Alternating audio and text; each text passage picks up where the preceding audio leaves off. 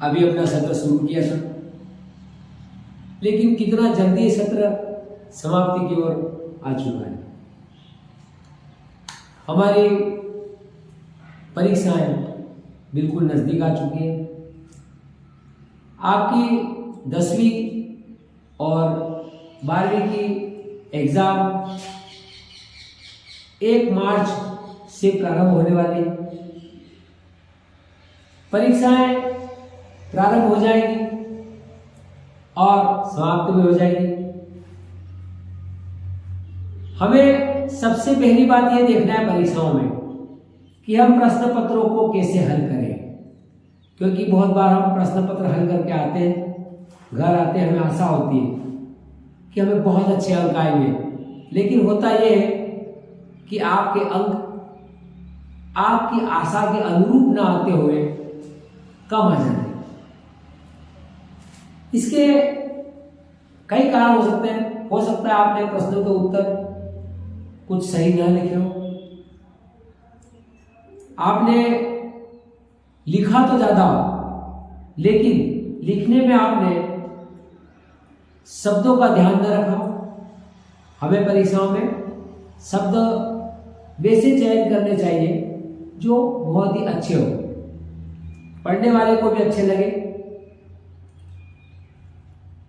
पहली बात यह हुई। और दूसरी बात यह कि जब हम प्रश्न पत्रों को हल करते हैं तो बहुत बार ऐसे प्रश्नों को हल कर देते हैं जो हमें कम याद होता है, क्योंकि हम ये समझ नहीं पाते कि अथवा में जो प्रश्न है उनमें से कौन सा प्रश्न करना है। कभी कभी आप उन प्रश्नों को दोनों प्रश्नों को कर देते हैं, तो आप प्रश्न पत्रों को कैसे हल करें, मैं आपको इस वीडियो में यह बताऊंगा कि आप प्रश्नों को कैसे हल करें। परीक्षाओं में कॉपी जब ले तो हम कैसे लिखें, क्योंकि इस बार बोर्ड ने आपको एक ही कॉपी देने का निर्णय लिया है, अलग आपको कॉपी नहीं दी जाएगी।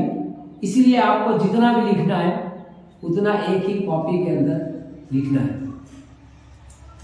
तो सबसे पहले हम प्रश्नों में जो बहुविकल्पी प्रश्न होते हैं, ऑब्जेक्टिव टाइप प्रश्न, उन ऑब्जेक्टिव टाइप प्रश्नों को कैसे करें। बहुत बार हम क्या करते हैं, ऑब्जेक्टिव टाइप प्रश्नों को ऊपर नीचे लिख देते हैं, लेकिन आप ऐसा न करें। मैं आपको बताता हूँ, यदि आपके ऑब्जेक्टिव टाइप में बहुविकल्पी प्रश्न है, बहुविकल्पी मतलब जिनमें एक के 4-4 आंसर दे रखे हैं, तो आप पूरा प्रश्न उतार देते हैं और पूरा प्रश्न लिखने के बाद चारों ऑब्जेक्टिव भी इसके ऊपर लिखते हैं और फिर नीचे इसका आंसर लिखते हैं। आप ऐसा न करें। आप ये देखें कि प्रश्न नंबर अगर 1 करना है तो हम कैसे लिखें। सबसे पहले बहुविकल्पी प्रश्न दिए तो हम लिखें अपनी कॉपी के अंदर प्रश्न 1। अब यदि प्रश्न 1 का अ वाला हिस्सा है, हमें यह नहीं लिखने की आवश्यकता नहीं है कि बहुविकल्पी प्रश्नों को हल कीजिए, यह आपको नहीं लिखना है। केवल आपको इसका सीधा आंसर शुरू कर देना, इसके नंबर डालने अ, फिर अब हो तो अब सागर, और यदि इस टाइप से 1 2 3 हो 1 2, तो आप इधर 1 2 डालें। जो पेपर में लिखा हुआ हो उसी के अनुरूप आप उस चीज को देखें और लिखें।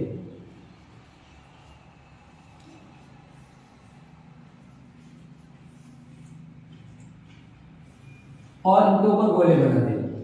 अब बहुत बार क्या होता है, जब आप प्रश्न नंबर लिखते हैं तो अंकों को ऐसा लिख देते हैं कि अंक सामने वाले को समझ में नहीं आता कि आपने क्या लिखा।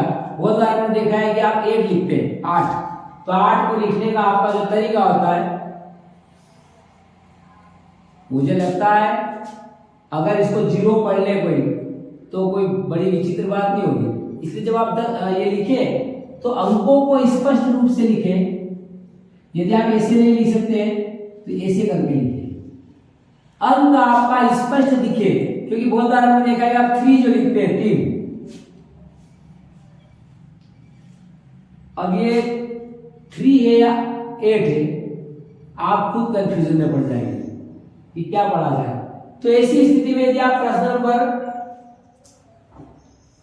10 करके आए तो हो सकता है 18 करके आए तो कोई 10 पढ़ ले इसको, और इसको यदि आपने लिखा 3 है लेकिन आप जानते हैं कि आपने 3 लिखा है, यदि पढ़ने वाले ने थोड़ा सा इसको गलत पढ़ लिया तो हो सकता है प्रश्न नंबर 8 आपका चेक हो और 8 प्रश्न कुछ और होगा और इसका जो उत्तर होगा वो कुछ और लिखा होगा। इसका मतलब ये हुआ कि आपके आंसर को पूरी तरह पाट दिया जाएगा। तो आप अंकों को सही लिखें और व्यवस्थित रूप से लिखें ताकि ये न लगे कि प्रश्न किसी और को कोई और प्रश्न हमने हल कर दिया। अब देखिए आप इधर ये आपके प्रश्न नंबर 1 के जो बहुविकल्पी हुए ये आपने लिख दिए। इसमें जो कंफर्म हो आपको बहुत अच्छी तरह से याद उसको आप हाथों हाथ लिख दीजिए। आप ऐसा मत ना करें कि आपको ई वाला पहले याद है यहाँ लिख दिया आपने और नंबर ए डाल दिया, क्योंकि ये भी गलतियां आप लोग करते हैं और ऐसी गलतियां हमसे होती है। तो अगर आपको ई वाला प्रश्न याद है और मान लीजिए कि यहाँ पे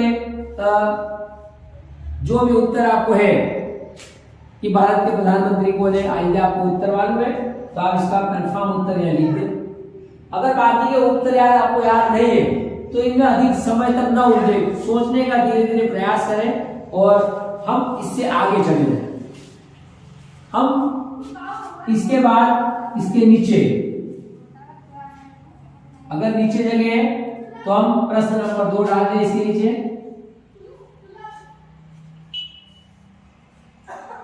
प्रश्न नंबर 2 में यदि रिक्त स्थान है फिल इन द ब्लैंक्स तो हम यहां पर भी प्रश्न नंबर 2 उसके फिल इन द ब्लैंक्स लिखते हैं जैसा भी दिया उसमें। यदि एबीसीडी हो तो एबीसीडी 1 2 3 4 हो तो 1 2 3 4, अगर अ ब स द ई है तो अ ब स द ई और क ख ग घ लिखे। जो सा उसमें लिखा है आप वैसा ही लिखें, अपने मन से परिवर्तन ना करें।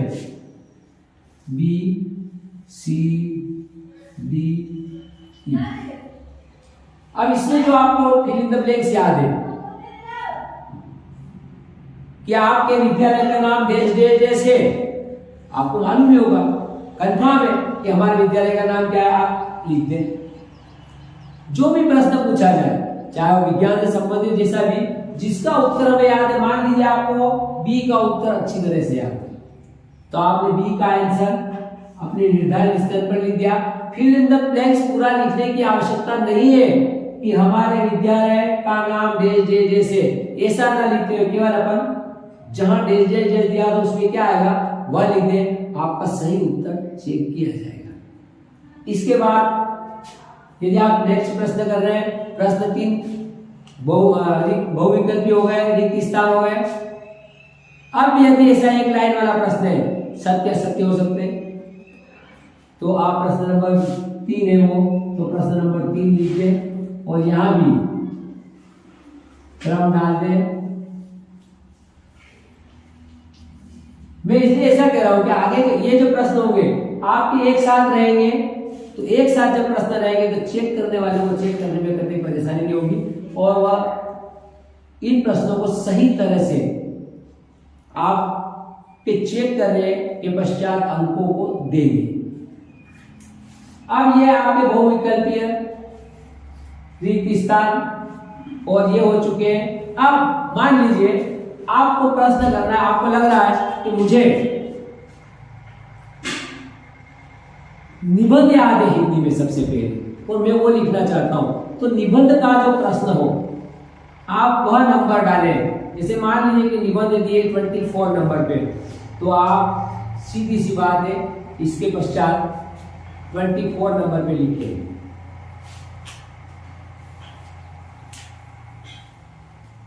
आपने लिखा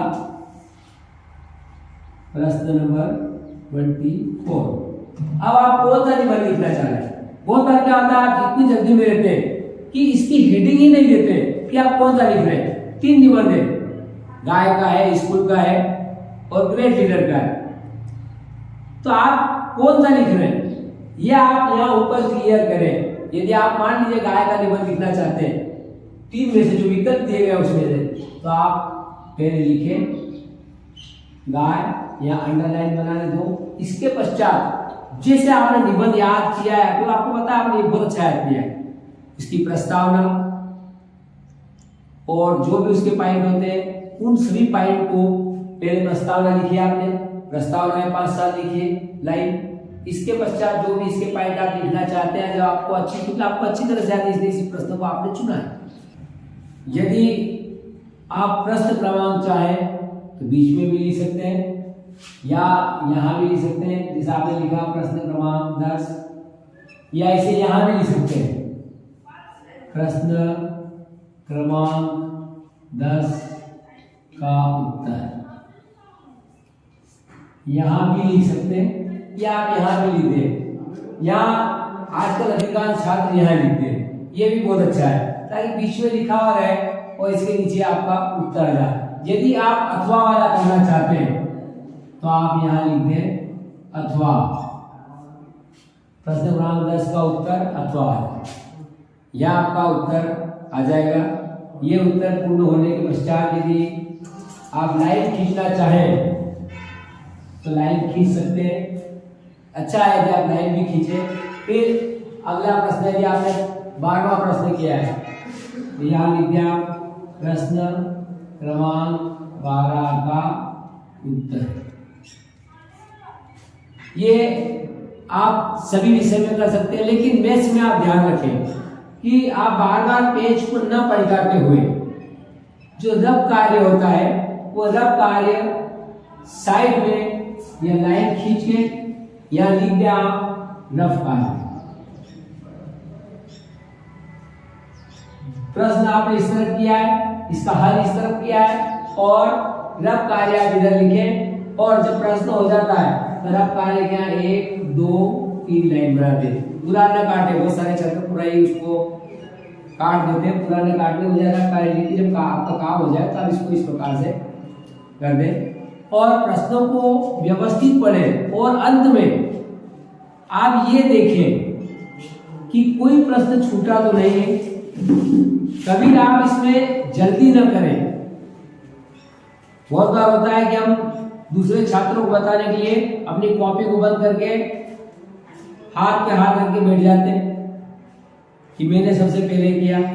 बहुत अच्छी बात है, आपने कर लिया, आपका हो गया, लेकिन फिर भी आप प्रश्नों को और उनके लिखे गए उत्तरों को एक बार जांच ले कि हमने सही किया है या नहीं, कहीं हमसे कोई प्रश्न छूटा तो नहीं है, कहीं हमने वैकल्पिक और रिक्त स्थान सही भरे हैं या नहीं, उनको एक एक बार और चेक कर लें आप, और फिर आप व्यवस्थित शांति से बैठ सकते हैं।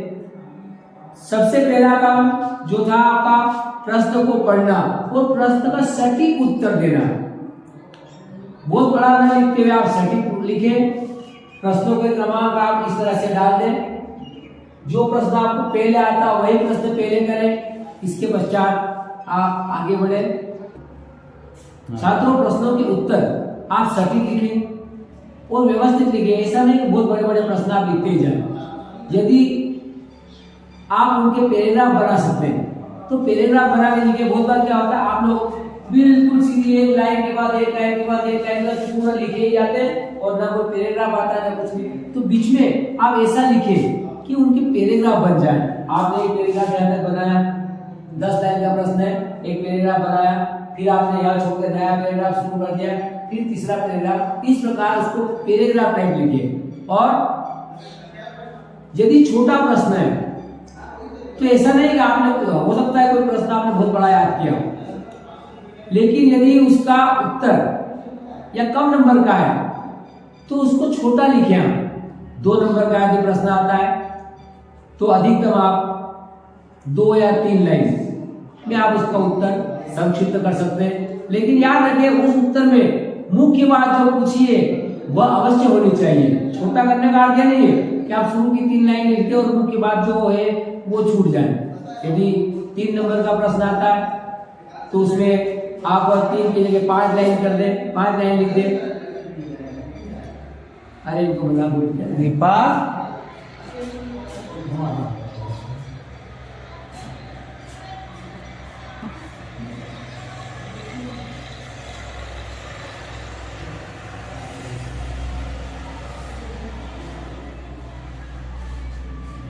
यदि आप 2 नंबर का प्रश्न लिखते हैं तो अधिकतम 2, 3 या अधिकतम 4 लाइन यहाँ प्रश्न का उत्तर समाप्त हो जाना चाहिए। बहुत बड़ा न लिखें।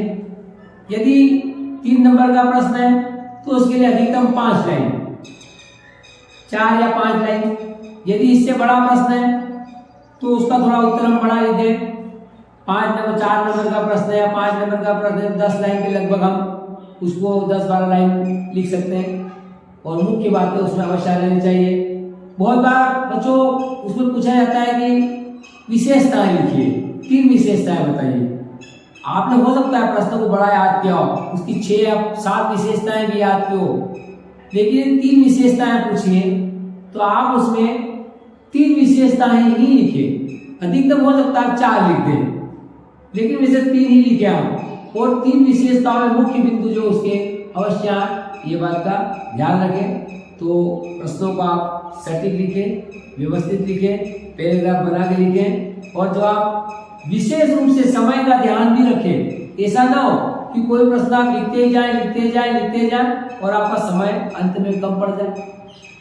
तो ये ध्यान रखें, प्रश्नों में लिखा रहता है कि आप 250 शब्दों में लिखिए या 100 शब्दों में लिखिए या 70 शब्दों में लिखिए। तो आप मान लीजिए 70 शब्दों में लिखे आए, इसका मतलब ये हुआ कि अधिकतम 7 लाइन, 5 से लगा के 7 लाइन। अगर 100 शब्दों का है तो आप ये मान लीजिए कि उसकी 9 या 10 या 11 लाइन, इतना लिख के हम प्रश्नों को उत्तर उसका समाप्त कर सकते हैं। आपका ये जो सत्र है काफी अच्छा लिखा होगा, आपकी परीक्षा भी काफी अच्छी रहे, और हम ईश्वर से प्रार्थना करते हैं कि आप सभी छात्र परीक्षा में उत्तीर्ण होकर अगली क्लास में जाएं। ये हमारी आपकी शुभकामनाएं है। धन्यवाद।